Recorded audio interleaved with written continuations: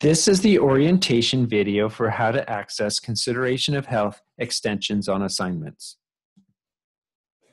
If you have been approved for consideration of health extensions on assignments, please note that this is not a blanket approval for extensions on all assignments in all courses.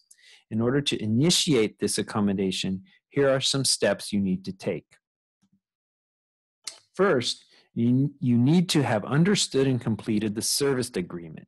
In order to complete the service agreement, you first click on Services in the DSP portal, then you click on the link for consideration of health conditions extensions on assignments, and then you read the agreement, then click on I accept and update.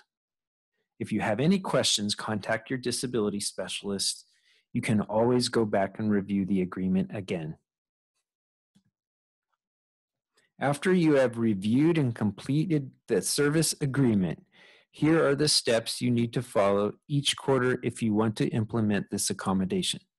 Your first step is to schedule a check-in appointment with your specialist as close to the beginning of the quarter as possible before the first assignment is due. Extensions cannot be retroactively applied to assignments if their deadlines have passed. When you meet with your specialist, bring a copy of your syllabus, or you can send an email with an attachment and sign the release form. You can also submit the release form over email to your specialist. If you need a release form, please email your specialist and they can email you a copy of the release form.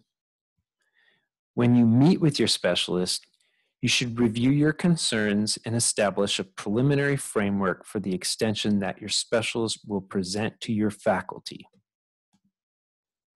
Your specialist will let you know the parameters for flexibility once a plan for extensions has been determined.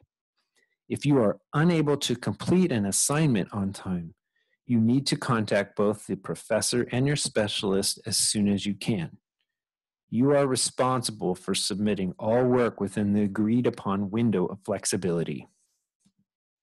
It is your responsibility to always maintain open communication between faculty and your specialist about the accommodation if any further complications arise, preferably through email.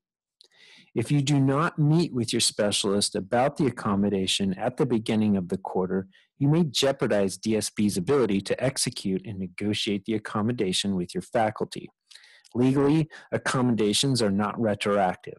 The ability for DSP to advocate on your behalf when this protocol is not followed may be significantly compromised or may nullify the consideration altogether.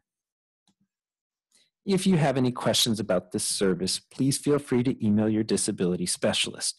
Contact information can be found on the homepage of our website, which is listed on this slide.